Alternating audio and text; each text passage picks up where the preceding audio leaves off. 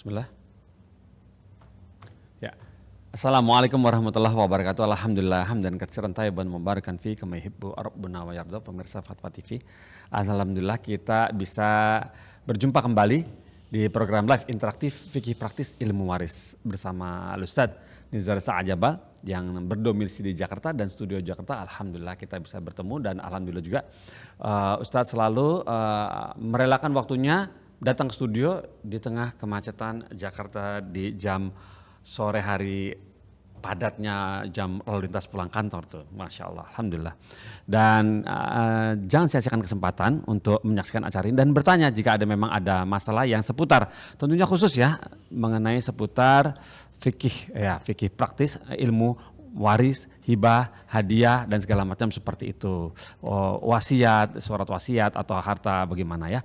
Baiklah, tidak berpanjang waktu, namun saya masih mendapatkan titipan dari manajemen bahwa sekali lagi kami umumkan bahwa live Ustadz Roy, Dr. Abdullah Roy dan Dr. Syafiq Riza Basalamah bertukar tempat antara hari Rabu dengan hari Selasa. Yang tadinya Ustadz Dr. Syafiq Riza Basalamah di hari Rabu malam pindah ke hari Kamis malam. Sementara Ustadz Dr. Abdullah Roy dari hari Kamis malam pindah ke Rabu malam. Seperti itu, dan ada tambahan yaitu besok insya Allah hari Selasa pukul 10 pagi waktu Jakarta ada live interaktif Menjaga Iman dengan Al-Ustadz Dr. Iqbal Gunawan. Insya Allah ya, seperti itu. Barakallahu fikum. Sekarang kita sapa Ustadznya. Assalamualaikum warahmatullahi wabarakatuh. Ustadz Nizar Sa'ajabal. Waalaikumsalam warahmatullahi wabarakatuh. Bagaimana kabarnya untuk Ustadz? Alhamdulillah. Masya Allah. Kalau boleh tahu bocorannya Ustadz, kalau menuju ke sini itu dari rumah berapa jam Ustadz? Tergantung rutenya. Oh iya sih. Kalau langsung dari rumah Ustadz, jam-jam gini nih? Ya jam segini hampir 1 jam lah. 1 jam ya di kendaraan, lumayan. Bapak tereknya matahari Jakarta ya Ustadz ya. Sedang, sore-sore sedang. Dan Jakarta perlu diinformasikan bagi teman-teman yang di daerah, hampir jarang hujan. Kecuali di Bogor, hampir jarang hujan ya Ustadz ya. Apalagi sejak Juni Juli musim panas, barakallahu fikum. Dan Ustadz, alhamdulillah kami bersyukur kepada Allah dan kemudian berterima kasih kepada antum merelakan waktunya untuk kami ganggu dengan pertanyaan-pertanyaan dari yang datang dari website. Dan Ustadz, kami mau dong di awal pertemuan ini kita diberikan nasihat tentang, kalau boleh, tentang betapa pentingnya mempelajari ilmu faraid. Seberapa pentingnya gitu bagi pelajar ilmu, kan malas Ustadz hitung-hitungan matematika. Barakallahu fikum. Ya, bismillah, alhamdulillah ala ihsanih wa syukru ala taufiqih. Wassalatu wassalamu ala rasulillahi wa ba'd. Akhi, ukhti fillah, tak diragukan lagi bagi kita semua bahwa harta ini fitnah yang begitu besar ya. Ujian, bahkan bisa menjadi gerbang kebinasaan bagi seseorang. Memang kata orang hidup ya butuh harta ya, sampai ada orang bilang jangan munafik loh, gitu kata orang Jakarta ya. Semua orang juga butuh duit gitu. Emang benar, kita semua butuh duit ya. Semua butuh. Orang ibadah haji juga kalau nggak pakai duit ya nggak bisa haji ya. Ya. Semuanya lah. Kalau kita nggak ada uangnya kita nggak bisa ibadah jemaah. Tapi kalau dijadikan harta itu sebagai tujuan utamanya, nah itulah yang namanya fitnah, cobaan dan keburukan yang akan terjadi. Karena di dalam Al-Quran kita tidak disuruh untuk mencari harta, tapi kita disuruh untuk beribadah kepada Allah dan bertauhid. Di saat kita beribadah dan bertauhid, maka Allah akan menurunkan jaminannya, yaitu kesejahteraan. Di saat harta itu menjadi sumber fitnah dan keburukan, melupakan orang dari ibadah kepada Allah, ini harta yang sifatnya dicari ya. Sekarang bagaimana dengan harta yang sifatnya tidak dicari? Dicari saja, ini fitnah luar biasa. Orang nggak sholat, nggak kenal hukum halal haram, sudah orang nggak tahu. Udahlah, nyari haram aja yang sulit, apalagi yang halal gitu ya. sudah nggak kenal buta, dibutakan. Ini yang nyari jemaah. Sekarang kalau yang nggak nyari, nemu gimana? Wah kalau nemu dia pasti tidak. Orang akan mikir, wah saya susah payah nyari duit. Ya, tiba-tiba sekarang dapat uang banyak, enak aja mau dibagi ke orang. Gitu ya. Dia ngerasa berpikirnya malah seperti itu. Nah atas dasar inilah Allah subhanahu wa ta'ala mengatur urusan keuangan. Mulai dari mencari uangnya. Syariat memberikan kaedah-kaedah dalam berbisnis, bermuamalah. Syariat juga mengatur bagaimana kita membelanjakan dengan kaedah-kaedah utamanya. Ketika yang bersangkutan ini wafat, syariat juga membuat perhitungannya. Agar apa? Agar kita tidak berburu pisang. Kalau kita berburu pisang, Anda sendiri yang menjawab. Kita tidak berburu pisang karena kita manusia. Ya, jadi negatif. Kalau berburu pisang, akhirnya tangan kanan megang pisang, tangan kiri megang pisang, di mulut megang pisang, di keteknya ada megang pisang, tangan kakinya ada megang pisang. Ya, akhirnya kan bukan manusia jemaah. Ya, tapi saya nggak mau menyebutkan lah. Ya, akhirnya bukan manusia, nggak kenal. Bahkan satu tandan pun dikuasai sendiri sama dia. Dia rela berantem demi itu. Ya. Padahal nggak dimakan juga semuanya. Ya. Iya, nggak bisa dimakan. Akhirnya nggak kenal saudara, nggak kenal kakak, nggak kenal adik, nggak kenal ayah, nggak kenal ibu. Sudahlah, kemaksiatan, kebohongan, luar biasa, jemaah. Kedzaliman. Nah atas dasar inilah Allah tentu menutup pintu-pintu kejahatan. Karena Allah ini sayang sama hambanya. Ya Allah sayang sama hamba. Jangan sampai hambanya berada dalam kebinasaan, kehancuran. Diaturlah sama Allah. Menyarinya, membelanjakannya. Ketika wafat dibagi lagi sama Allah. Biar kita tidak berada dalam kubangan kebinasaan. Barakallahu fikum. Masya Allah, barakallahu fikum. Seperti itu ya, satu Allah begitu antisipasi, udah paham ya sifat makhluknya seperti itu ya. Cara nyarinya, cara membelanjakannya, kemudian setelah meninggal pun cara membaginya juga diatur ya. Bukan sifat hamba Allah sebetulnya. Karena Allah ciptakan manusia ini baik. Oh gitu ya. Yang bikin manusia ini akhirnya keluar dari sifat aslinya. Apa itu? Itulah hawa nafsu. Hawa nafsu.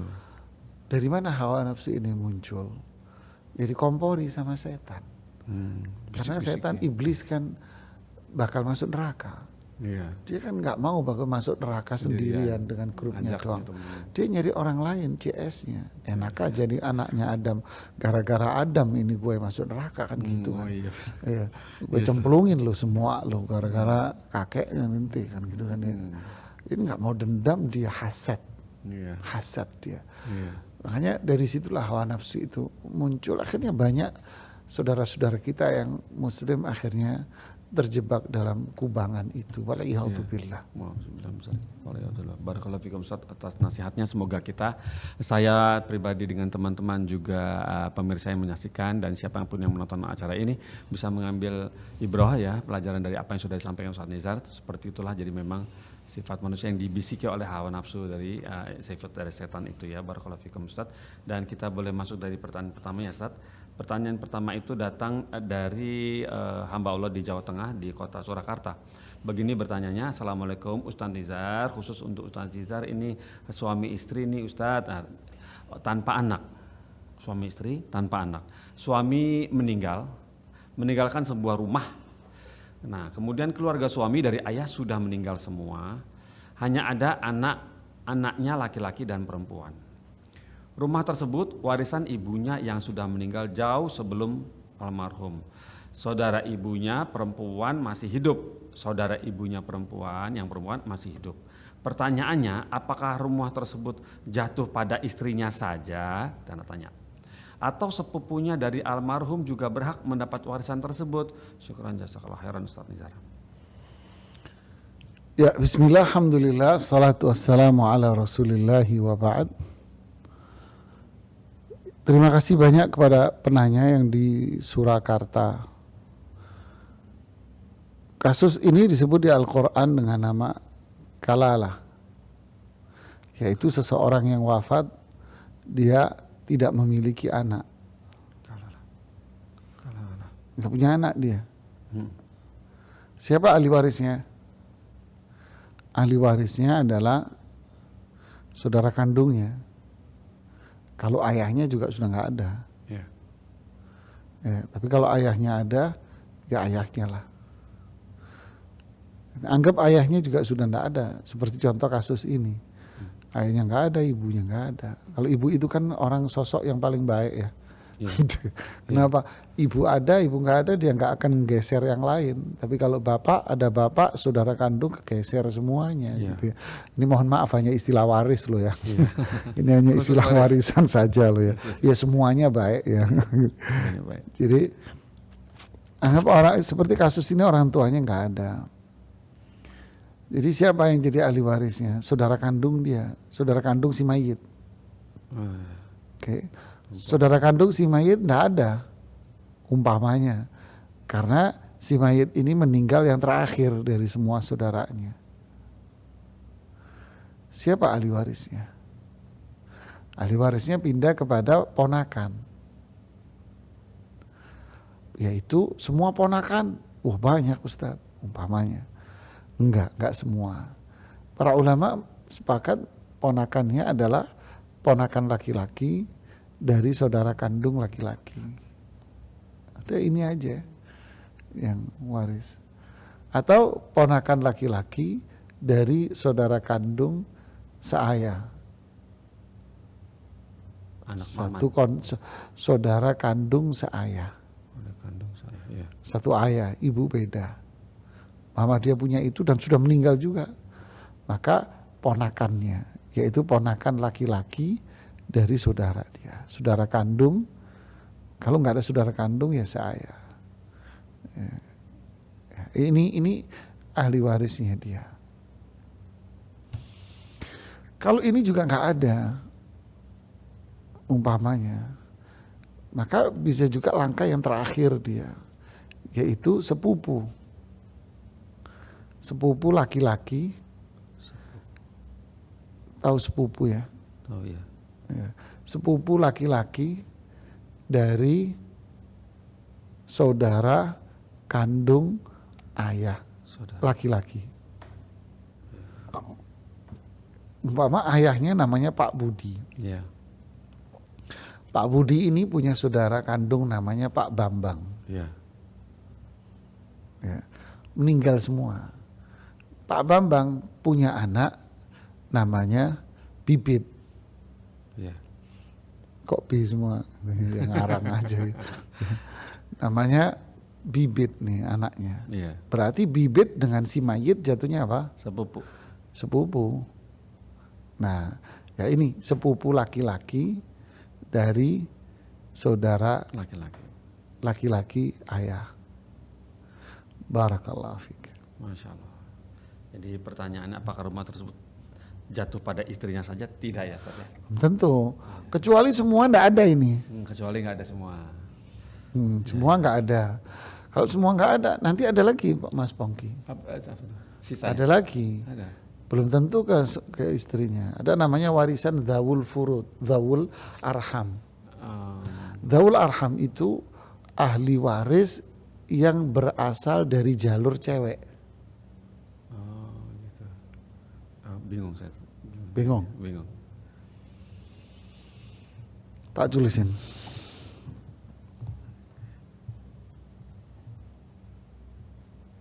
Oke. Sebentar jemaah. Ini kok nggak gerak gitu.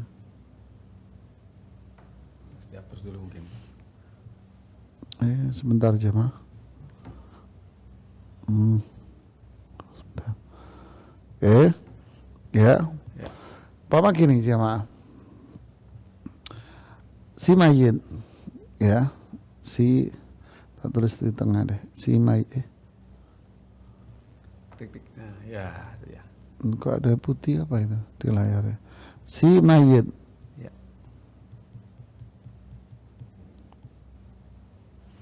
Oke. Si mayit ini nggak punya anak, Nggak punya anak. ya kan? Ya. Dia tidak punya anak, jadi tidak ada anak, ya. Jadi tidak ada anak, tidak ada anak ya, tidak ada saudara, Ya. ya. Tidak ada orang Jadi tua. tidak ada anak, tidak ada saudara, kemudian tidak ada Ortu. ortu, ya. Kemudian tidak ada ponakan. Ponakan siapa ini? Ponakan lelaki Lelaki dari anak. dari saudara Laki-laki. lelaki. Nggak ada. Nggak. Atau tidak ada sepupu dari saudara lelaki ayah. Oke? Ya. Ya. Ini si mayat, dia punya istri. Mama yang meninggal ini suami ya. Ya. Ya, istrinya ada. Ada istrinya. Oke? Sisanya. Terus? Ini nggak ada semua ini. Wassalam. Yang ada adalah jalur, ini kan jalur laki. Ya. Ini kan jalur laki. Ini semua ini namanya jalur laki ini Mas Pongki. Ya. Tapi yang ada adalah jalur perempuan. Jalur ibunya. Gimana? Jalur ibu ini siapa? Dia jelas nggak punya anak kan? Ya. Tidak ada anak. Ya. Tidak ada saudara. Ya, tidak ada ortu. Ya kan? Ya. Nah, tapi dia punya di sini punya ponakan Perempuan. perempuan Dari. atau perempuan atau laki dari saudara Perempuan. perempuan, Oh. ya kan? Ya. Ya. Ya. Atau dia punya ponakan perempuan dari saudara laki, Ya. ya kan? Perempuan dari perempuan. Perempuan Ya. dari laki. Ya. Terus dia punya bibi, Tante ya. tante, Iya. bibi, tante. Dari ibu. Yaitu tante dari siapa? Dari adik ibu atau Dari kakak ibu Kandung. atau dari ayah. Oh gitu. Ya. Ya. Terus atau dia punya sepupu. Sepupu siapa? Perempuan. Nah, ini namanya jalur, Ibu. ini namanya jalur zawul arham. Zawil arham tadi. Rahim, cewek. Iya. Nah, jadi kalau ini nggak ada, maka bisa lari ke sini. Oh ya. Tuh, cari ini pasti nggak ada, ini pasti nggak ada, ini pasti nggak ada. Iya. Ya kan. Begitu ya Ustaz ya. Lumayan Nah, juga. gimana ngitungnya? Ada hitungannya sendiri. Nanti aja kalau ada kasusnya. Pas ya, seperti itu Ustaz ya. Ternyata masih ada, tidak hanya istri aja, dari jalur rahim juga masih ada. Ustaz ya, barakallahu. Kalau nggak ada semuanya, wassalam, nggak ada. Ya baru diambil 100% sama Susah oleh istri. oleh istri. Kadang-kadang keluarga tuh suka malas nyari ya urutannya itu loh, suka Bukan telusuri bukan ya. males nyari, nggak paham, nggak mau nanya, takut ketahuan warisannya banyak. Nggak sih yang terakhir nggak. Intinya segen mau nanya, Segen, mau nanya. Ya, apalagi kotanya berjauhan ya Ustaz ya. Iya. Ya, barakallahu fikum Ustaz atas jawaban antum. Kemudian pertanyaan berikut datang dari Riza Susanti. Riza Susanti di Bekasi. Begini bertanyanya, Assalamualaikum Ustaz Nizar, izin bertanya Ustaz. Suami istri bercerai. Istri tadinya bekerja. Sejak lahir anak ketiga, istri disuruh berhenti oleh suami. Sekarang mereka telah bercerai. Istri menuntut harta gonogini dan ganti rugi gajinya selama dia tidak bekerja. Harta suami ada rumah seharga 4M. Lah istrinya minta dijual dan dibagi 2. Mohon nasihatnya bagaimana solusinya? Jazakallah khairan. Astaghfirullahaladzim. Bismillah, alhamdulillah, salatu wassalamu ala rasulillahi wa ba'd. Astaghfirullahaladzim. Lihat jamaah ya. Na'udzubillah min fitnatil mal. Ya, kita berlindung kepada Allah dari fitnah dunia, harta, jamaah. Jadi pernikahan ini sebetulnya apa, jemaah? Jadi pernikahan ini adalah ibadah. Berarti aktivitas apapun suami istri ini ibadah, pahala besar. Aktivitas apapun sang suami itu ibadah. Si istri, pernikahan adalah ketaatan, kepatuhan untuk suami. Kepatuhan kepada Allah, taat, kemudian dia taat sama suaminya. Lalu, udkhulil jannata min ay abwabin syi'ta. Silahkan Anda masuk surga dari pintu mana saja. Innama huwa jannatuki au naruki. Suamimu itu surgamu atau nerakamu. Ya, silahkan Anda mau pengen masuk surga atau masuk neraka. Taat sama Allah, kemudian sama suaminya. Jadi kalau suaminya mengatakan, kamu jangan bekerja lagi, maka jawabannya, ya, saya akan berhenti hari ini. Itu surga Anda. Tentu selama tidak mengajak kepada maksiat. Tapi kalau suami mengatakan, kamu bulan depan kerja sono, kerja di kantoran, maaf, nggak bisa. Kenapa ini maksiat? Tapi kalau dia kerja, kamu nggak usah kerja di rumah, maka dia wajib untuk taat. Dia memberontak, perempuan, istri memberontak.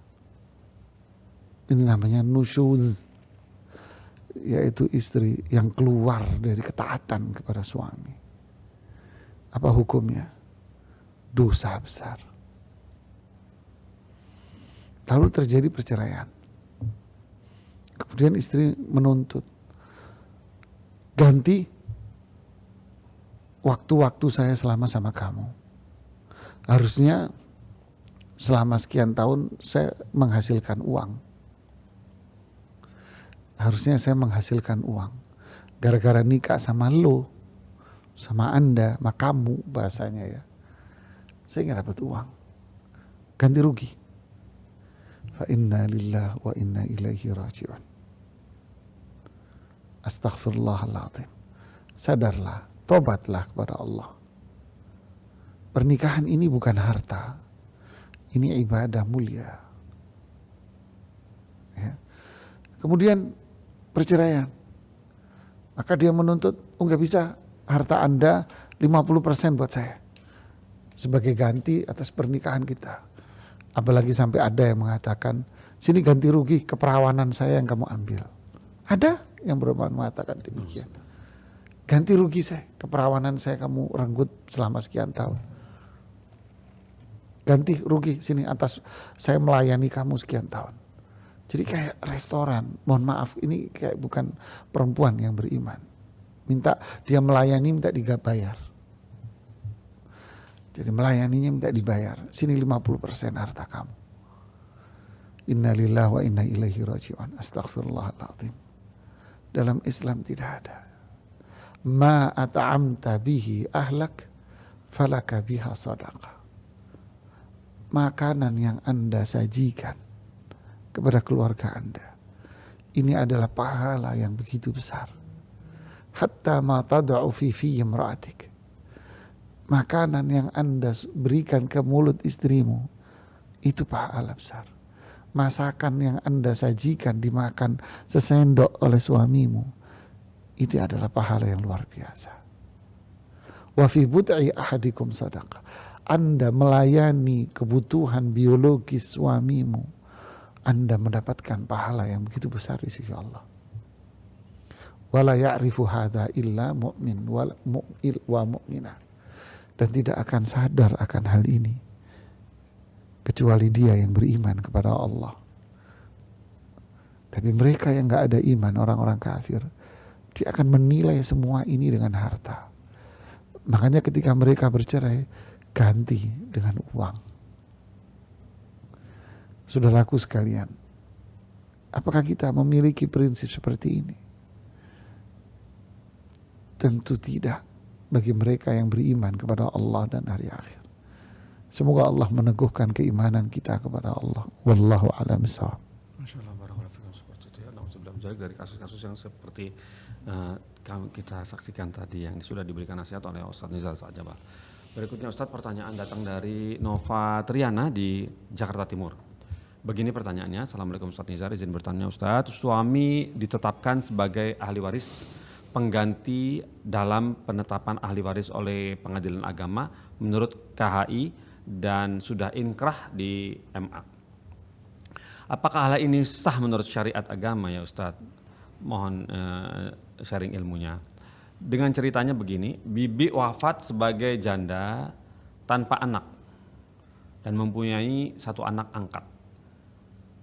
Ahli waris ditetapkan kepada suami saya sebagai ahli waris pengganti dari ibunya yang telah wafat lebih dulu, dan ahli waris lainnya si anak angkat dan bibi lainnya yang sekandung yang masih hidup.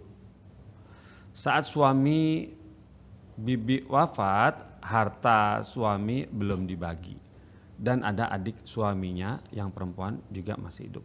Jazakallahu khair, mohon nasihatnya. Begitu. Ya, bismillah, alhamdulillah, assalatu wassalamu ala rasulillahi wa ba'd.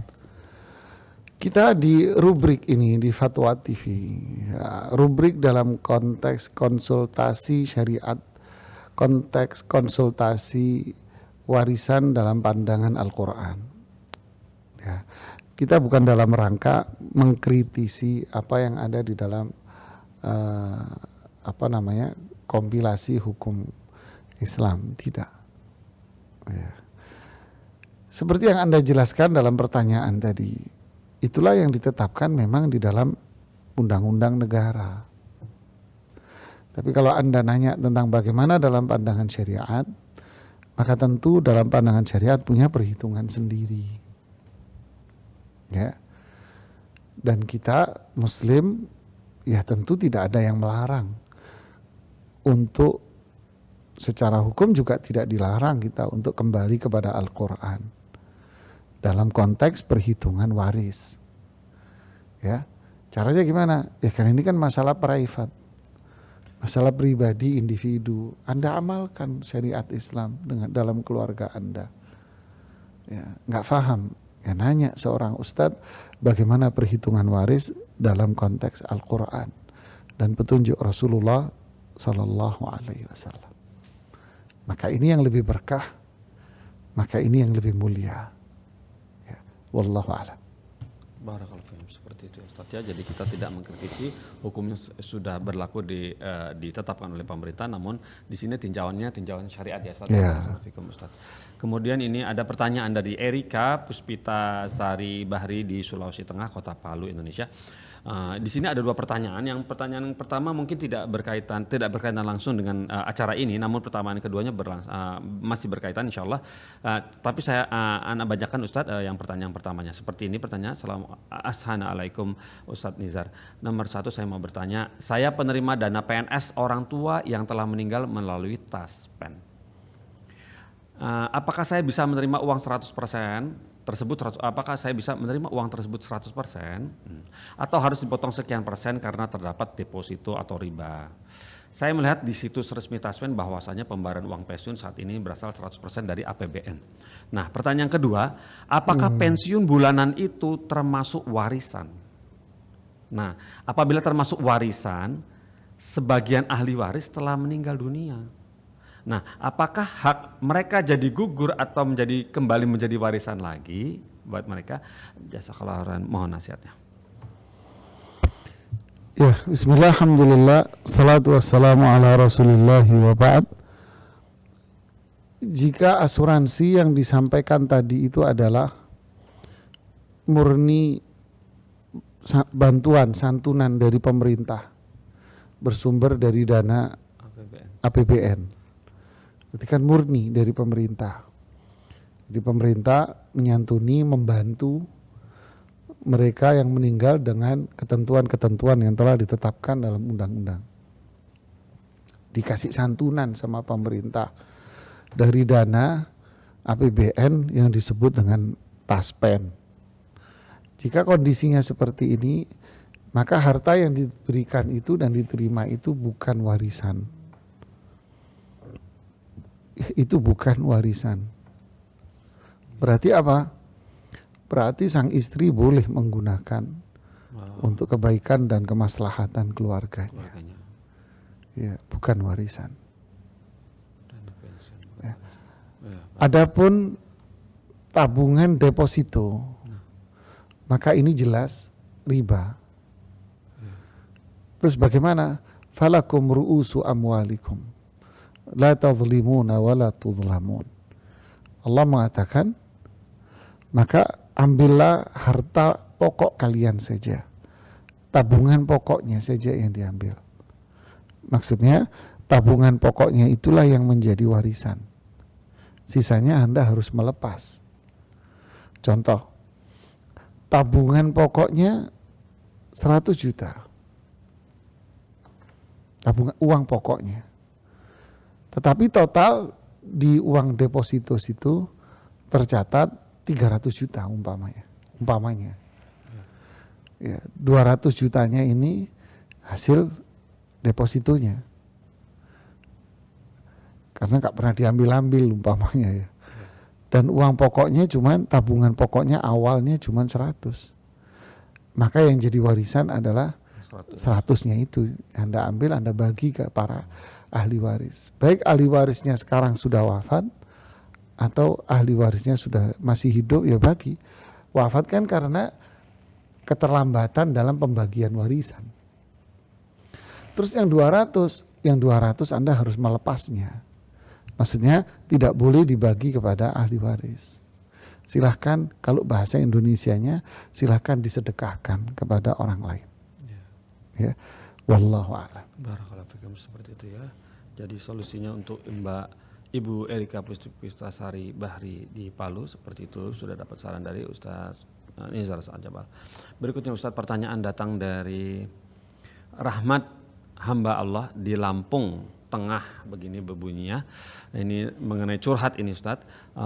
Bismillah, untuk Ustaz Nizar mohon nasihatnya. Bagaimana saya harus bersikap dan menenangkan hati saya terhadap orang tua yang tidak berlaku tidak adil terhadap harta bagi anak-anaknya, serta lisan yang mudah merendahkan salah satu anaknya.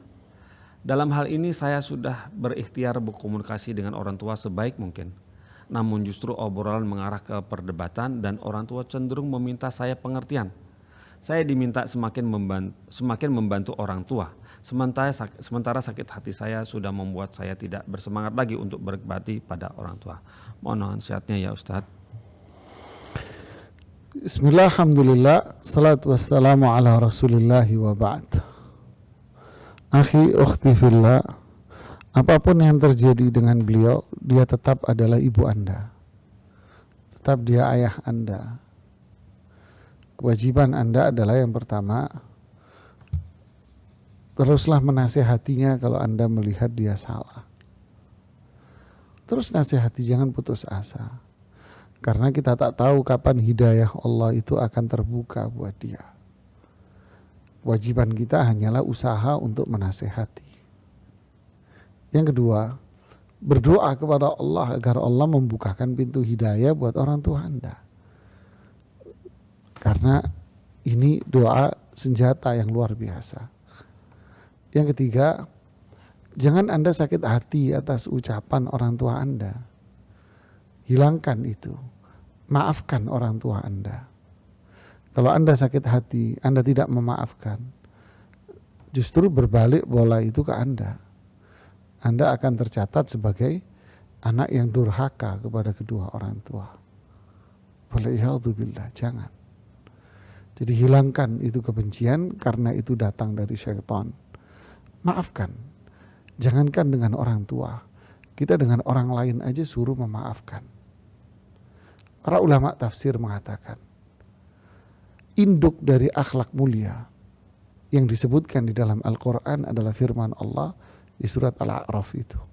Khudhil afwa wa'mur bil urfi wa'arid anil jahilin. Jadilah orang yang pemaaf, kata Allah. Ajak dia berbuat kebaikan. Dan berpalinglah dari orang-orang yang jahil. Jadi kita ini sama orang lain kita suruh memaafkan. Ma zadallahu bi'afwin illa izza. Tidaklah seseorang itu dengan sifat maafnya melainkan akan menambah kemuliaan hamba itu. Ini kan orang lain. Bagaimana dengan orang tua kita? Maafkan dia. Jadilah orang yang mudah memaafkan. Dan jangan dendam, jangan kesal. Apapun yang terjadi, dia ibu Anda dan ayah Anda. Itulah kunci, ambil kunci Anda. Kunci apa? Kunci surga Anda dengan bakti Anda kepada ibu Anda.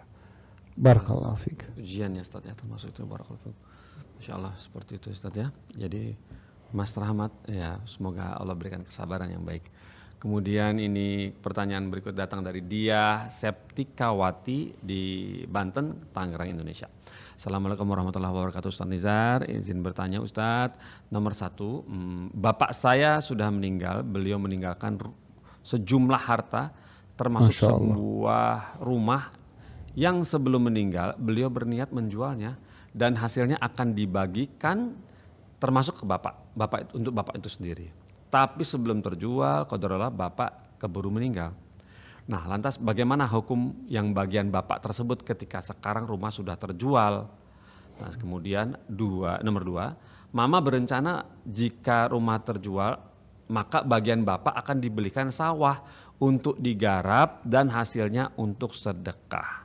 Nah, apakah ini wasiat bapak itu termasuk nazar atau bagaimana? Mohon pencerahannya. Ya, bismillah, alhamdulillah, salatu wassalamu ala rasulillahi wa ba'd. Luar biasa ini semangat ya. Ingin memberikan kebaikan kepada orang tuanya ya. Masya Allah, barakallahu fiik. Mbak Dia, oke.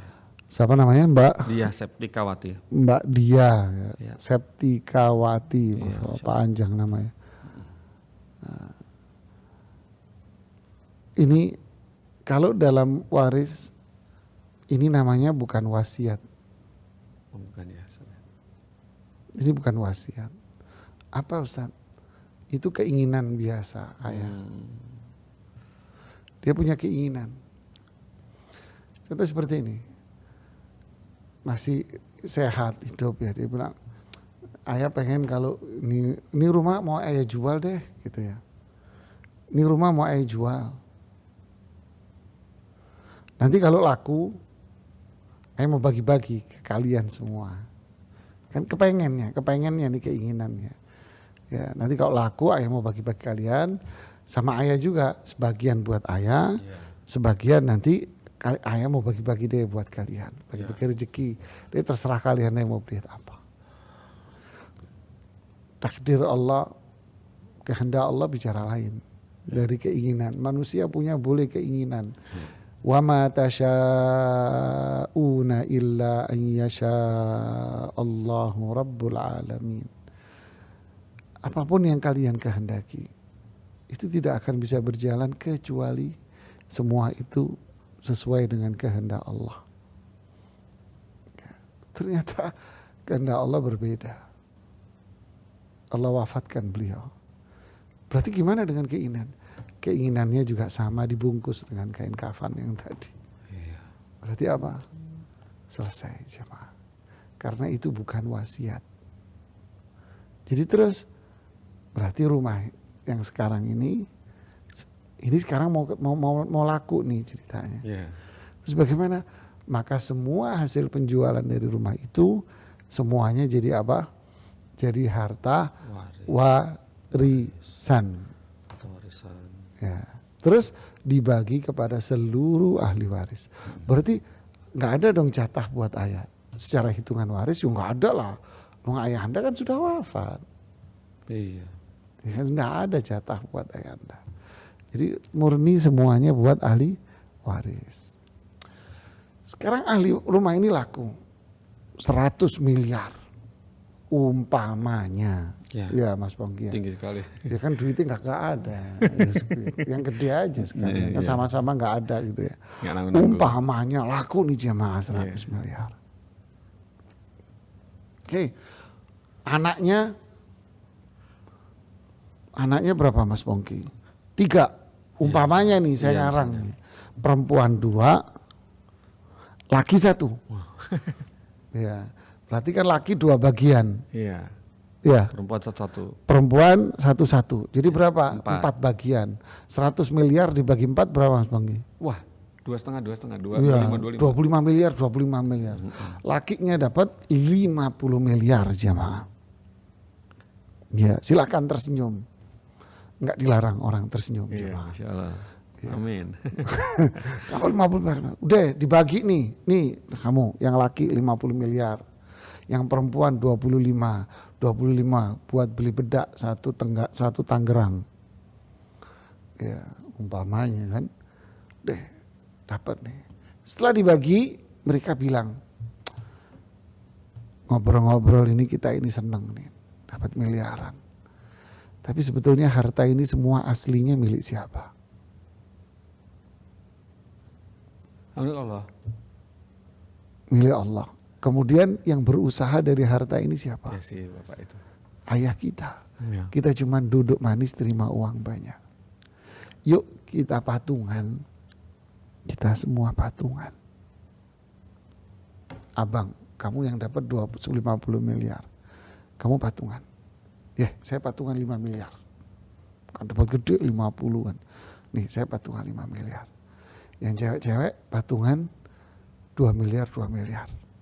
Umpamanya. Ya. 2,5 deh, separuh. Dapat 5, dapat 10. Nih, kita punya uang di 10. Buat apa? 10 miliar ini. Kita bangunin masjid. Ya. Kita bangunin masjid.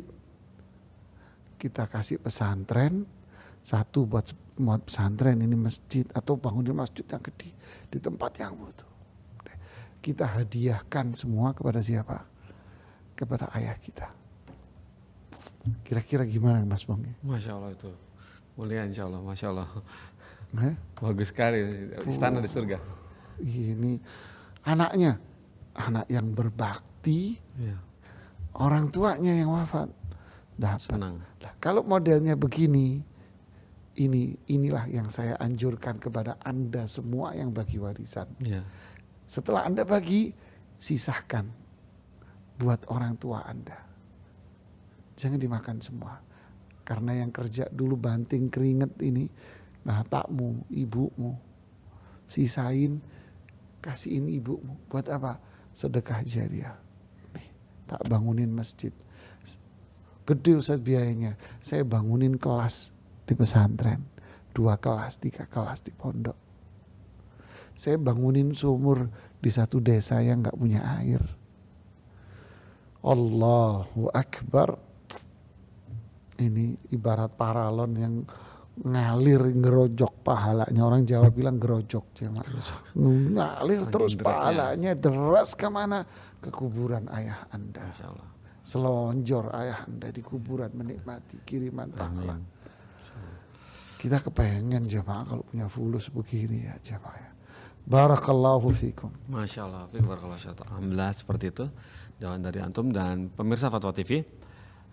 Dengan jawaban Ustadz tadi agar pahala orang tua kita yang setelah wafat, yang sudah wafat itu bisa istilahnya ngegerojok ya Ustadz ya. Kita gunakan harta yang sudah dicari susah payah dengan keringatnya, kita salurkan sebagian mungkin kepada masjid atau dibuat masjid atau kepada pendidikan Islam, dakwah sunnah seperti itu. Barakallahu fikum, semoga bermanfaat acara ini dan kita insya Allah dipertemukan Allah kembali di pekan depan dengan acara yang sama, jam yang sama, Ustadz yang sama, insya Allah. Kita tutup ya Ustadz, boleh Ustadz? Alhamdulillah. Barakallahu fikum. Subhanakallahumma wa bihamdika asyhadu an la ilaha illa anta astaghfiruka wa atubu ilaika. Wassalamualaikum warahmatullahi wabarakatuh.